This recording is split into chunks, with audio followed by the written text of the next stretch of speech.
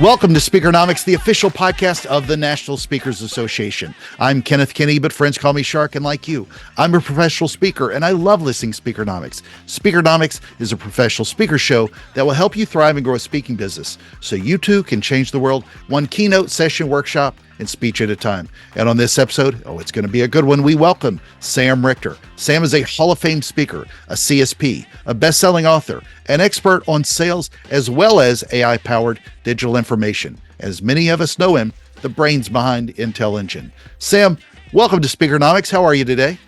Oh, it's great to be here. And you know, I love this show, so you're doing an awesome job. Thank you so much. Of course, thank you. Now to all my speaking friends, what are you doing to drive more sales? Are you using the right tools, the right data? Are you using AI to do this as well? As many of us know, a big part of getting the gig is selling you, but we have to work smarter and not necessarily harder. And this will be a good time to learn how to do just that. And before we jump in, make sure to go to speakernomics.com. That's where you can find the tips, insights, and knowledge to help you become a better speaker, build a better business, and get paid to speak. Sam, let's dive in. So I want to talk a little bit about your background in particular, because we're going to talk about data, but what was your background prior to building Intel Engine, which is the database that a lot of speakers know and love for getting the right kind of info? Well, a good question, and it's kind of a weird background. I'm going to go all the way back to when I was a kid because that is relevant. I used to build Legos a lot, and I used to take apart things in my parents' house, take apart televisions, and I'd put them all back together without them knowing, and they would work, even though there'd be 5 or 6 pieces still laying on the ground. And it's incredible that I didn't blow up myself or the house. All right. My point in saying that is I've always kind of been a tinkerer. I always like to figure things out.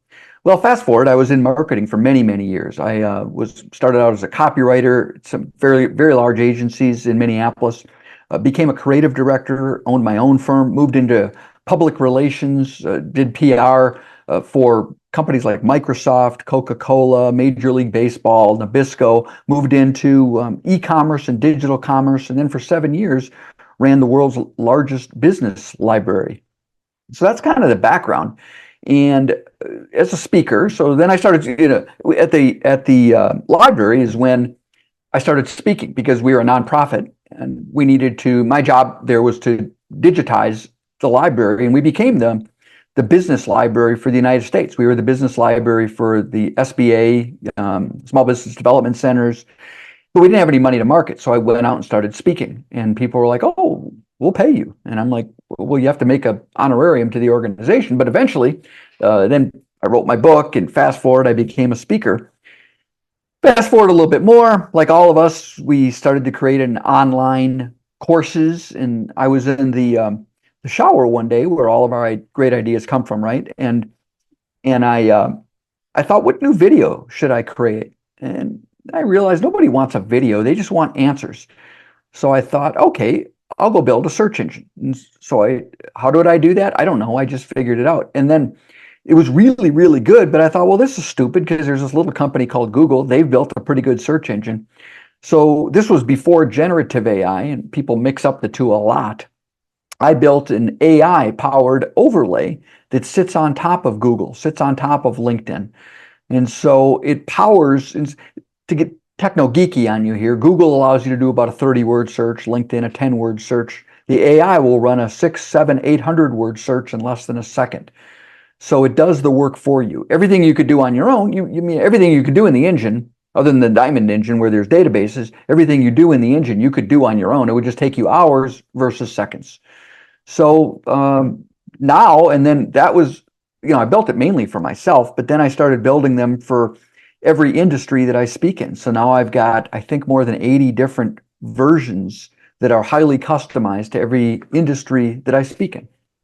Well, as a Hall of Fame speaker, obviously you've been on a lot of stages, and being on a lot of stages took a lot of outreach. It took a lot of selling you. It took a lot of hunting for those gigs over time to where the traffic started come to find you. But talk about the power of sales for speakers and how they should maybe change their mindset, because there are a lot of people that are farmers and not enough that are hunters, in my opinion. And I don't, I know a lot of skinny farmers. And so as you can tell, I'm not skinny.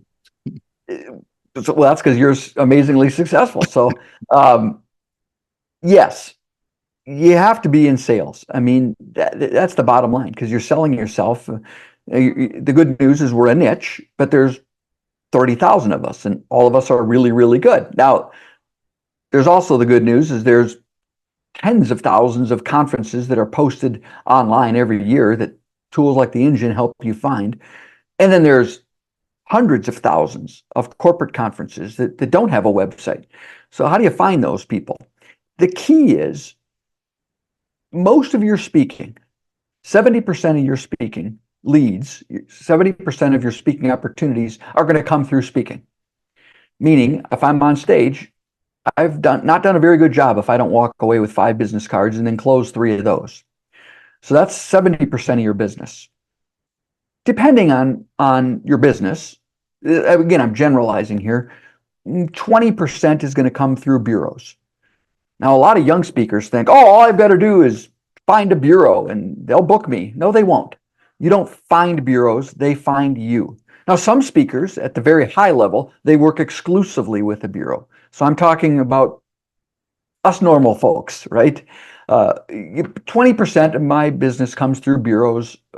I obviously keep in touch with bureaus. I have relationships with bureaus, but I don't count on them for my business.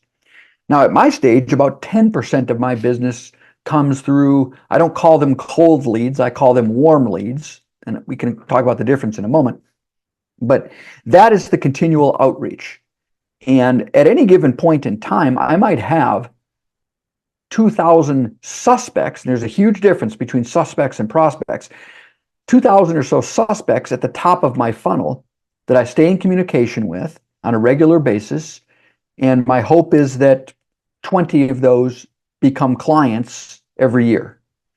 Because I know that if I speak at those 20, every time I speak, that will turn into another 1,000 opportunities, 5 business cards, right? And then I'll close 20% of those or 70% of those, whatever the number is. But it's the concept of the flywheel. It's called the flywheel, right? If you think of a hamster on a wheel, once that thing gets started, it's hard for that hamster to get off. And that's the thing is once you start speaking more, you're going to get those leads and you close those deals. But you still got to have those 2,000 at the top of the funnel because that's what gives you the perpetual leads. Now, where it's harder is when you're first starting out because you're not speaking enough to get those business cards when you get off the stage. So that means it might be 70% of your business comes through a warm calling until you get enough where that flywheel starts going.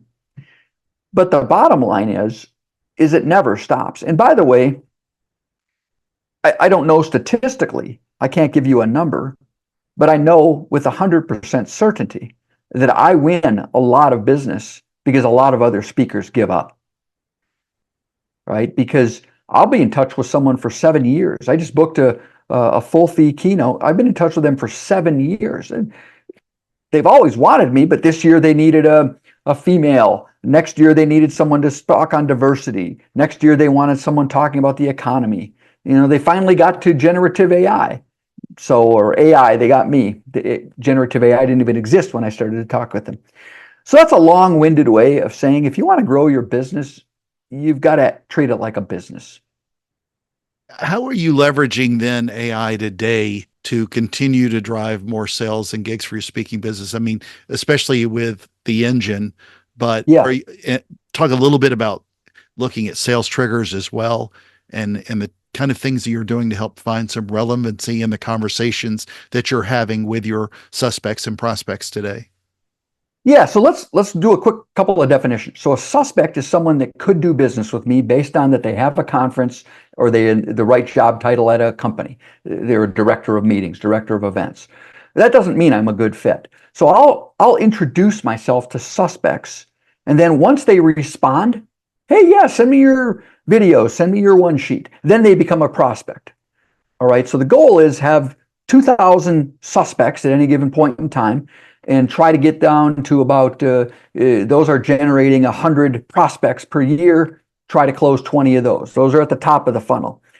Now, when I'm calling them, I mentioned earlier, I don't do warm or cold calling, I do warm calling. Warm calling, it's kind of you just let into it. It's being relevant. You have to, you don't call up a suspect and say, hi, I'm wondering if you are going to have a conference this year. You already know the answer to that. You know who their speaker was last year. You know about their industry. You know about their industry trends. If I'm calling a company, I know about new products they've released, sales triggers, things like new product launches, relocations, mergers, executive hires, layoffs, anything that is going on in their company where they might need a motivational speaker, they might need a sales speaker, they might need a cultural speaker, whatever it is. I'm going to know that before I pick up the phone, before I email, before I send a LinkedIn message. So when you ask about AI, without getting too into the weeds, generative AI, ChatGPT, Copilot, Gemini, Claude, Perplexity, that's a subset of AI, even though everyone says that's AI. The analogy I would use would be horses and buggies and rocket ships are both in the transportation industry. They'll both get you from point A to B, but they're a little bit different. So AI is what the Intel engine's built on.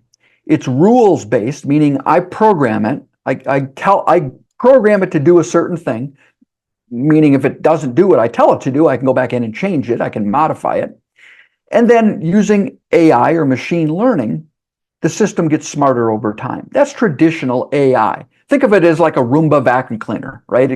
Roomba vacuum cleaner bounces into a wall. Your Roomba is going to be different than mine because your house is different, but it's been programmed to not bounce into walls. Generative AI is completely different. Generative AI, by the nature of the word generative, it generates something new every time. So the answer to your question is I'll use the Intel engine, or even Google searching has AI built into it. Because generative AI, even though it searches the web, it doesn't search the web the way we think it does. So I'm still going to use Google. I'm still going to use the Intel engine to find the right decision makers at the right companies, the right sales triggers, because Google will give me instant news, like what's going on an hour ago. Even generative AI, even the generative AI that's coming out with search functionality won't do that. So I'll use AI-powered tools for that part of it, finding the right companies at the right time, sales triggers, with the right message, get some news, what's going on in their world. I'll use generative AI to craft highly relevant communication, proposals, do my research prior to presentations, find out who their competitors are, go in on crafting very customized proposals, very customized emails, video scripts. That's where I use generative AI. Have you heard feedback from either meeting planners, conference organizers, or bureaus as to the relevancy you're providing being better when you do that from a sales pitch? I know obviously we can't see what someone else is necessarily doing, but it almost seems so easy to say that be more relevant is something we should all be doing, and we know a lot of people are not doing it. That's why people get so many bad sales pitches on LinkedIn. Yeah, I would say I know everybody appreciates it. Maybe 1 out of every 5 actually tells me, wow, you actually know, like when you do your speech prep call. Yeah. Like, how did you know all that? Sometimes I'll even know information before they know information, But yeah, I hear that a lot. How did you know that? But you can also just tell, right? Because when you have the information, when you're relevant, you don't ask stupid questions. Right? Tell me a little bit about your company. Who did you have as a speaker in the past? What is the theme of your conference? You should know all that before you pick up the phone. Yeah, that's a great point, because I think too many people don't know that they're asking a stupid question. Yeah. Because they don't spend enough time on becoming relevant to them. Now, again, am I winning business because of that? No, I'm winning business because theoretically I'm a pretty good speaker. But here's what we have to remember is when I'm being considered to be on stage, there's a minimum of 2 other speakers who are also being considered to being on stage. And those other 2 speakers are exactly what they're looking for because they've watched their videos, they know what they talk about. Those other 2 speakers are exceptionally good, or they wouldn't be in the finalist pile. So what am I going to do to differentiate? The way I differentiate is knowing more about the other person. Agreed. Yeah, I mean, just from a behavioral science standpoint, or just from my own advertising background standpoint, if you're not spending enough time on relevancy, it's about connecting with people, and that's a great way to do it. Yeah. So, wait, put your crystal ball hat on. I know we saw some great speakers that influence who were talking about AI. It's hard to throw a dart at anywhere and not see people talking about AI. But what do you think will be the impact with AI on the professional speaking industry? That's a great question. Um, I because I build generative AI products, and I showed you some of them earlier, they're pretty mind-blowing, Oh, fantastic. actually. Um, Even though I build generative AI products that make what we do easier and more efficient, in a weird way, I think where it's really going to impact the speaker world is that being authentic and genuine will become more and more important. Where I've got generative AI, even though I built the tools to do it, write my own proposals, write my emails, write my PowerPoint templates, everything. Too many people will actually copy that, paste it, and send it. What I say with generative AI is use it to get you 80% of the way there, and then you got to put your own take on it, your own spin on it, your own words. Because at the end of the day, the more inauthentic our world becomes, and that's with video, with audio, right? I mean, I just filmed I've got a product I'm launching. I had AI create the entire video. I had an AI woman from Britain do the voiceover, and I created some original music using AI. Now, you and I both know back in our ad agency days, that would have been a 3-week, $15,000 endeavor. I did the whole thing in like 10 minutes. So even though I leverage generative AI to do these things, I also believe that your ability to be human. So I actually say this in the conclusion of my generative AI speech. Our differentiator, while we have these tools that are removing human tasks, our differentiator actually becomes our humanity. And so I think there's the obvious things that generative AI is going to do for speakers. It'll help you, what we've talked about, craft emails, write speeches. You can do some really cool things on stage. When I do my generative AI presentation, I actually have a robot that presents with me and I argue with him. Okay? So you will use generative AI to provide a better user experience. But I think where it's really going to impact is those who are more genuine and more authentic will actually end up winning more business. Couldn't agree more.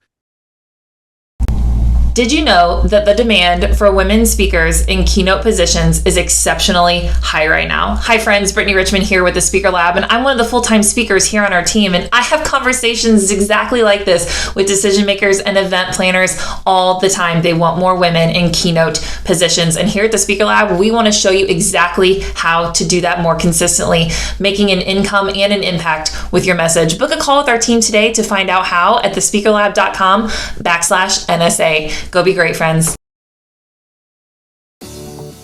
Before we jump back to the show, here's a moment with NSA member, speaker, and author, Summer Owens. Summer, what does being a member of NSA mean to you and your speaking business? Being a part of NSA for me has meant connection. That's the number one word for me. After leaving a 20-year corporate career, going into a field that I had no idea about, and the more I got into it, the more I knew how much I didn't know about it.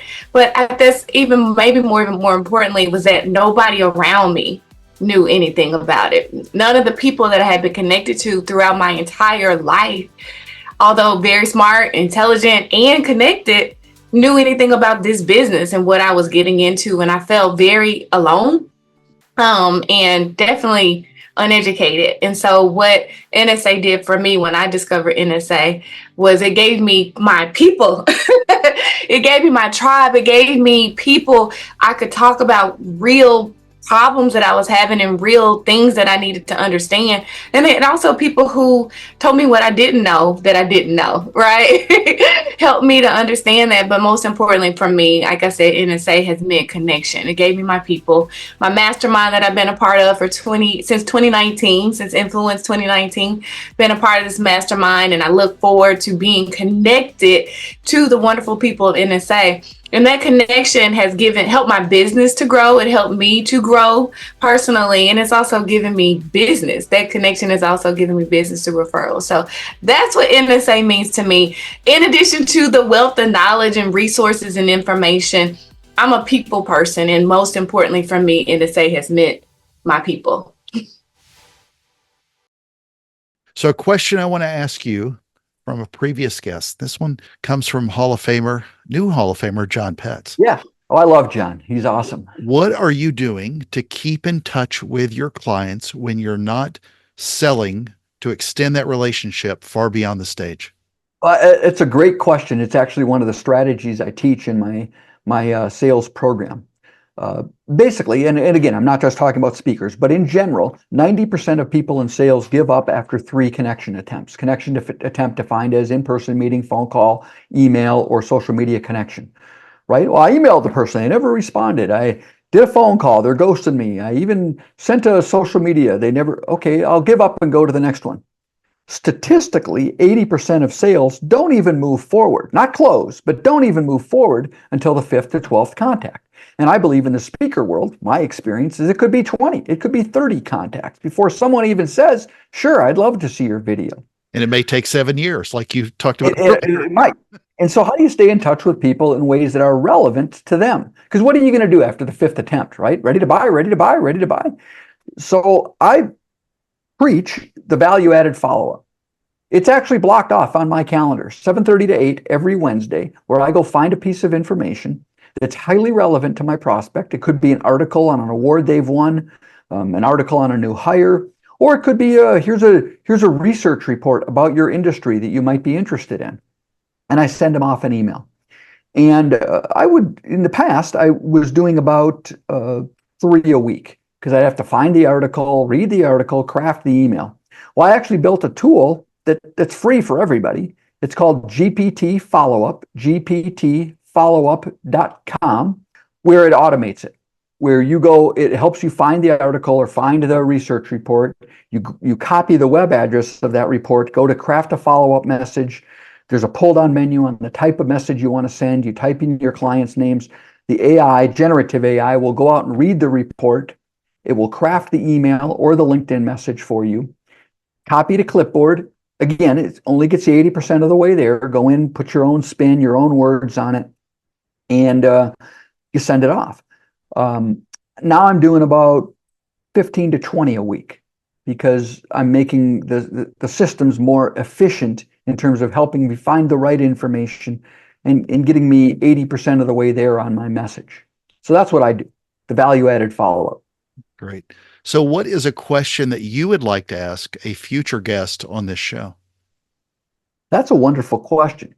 I think the biggest thing that a future guest could share with others is in this world where we're so overwhelmed, and I know for me with generative AI, it's the amount of time I have to spend reading and watching videos, and it's overwhelming.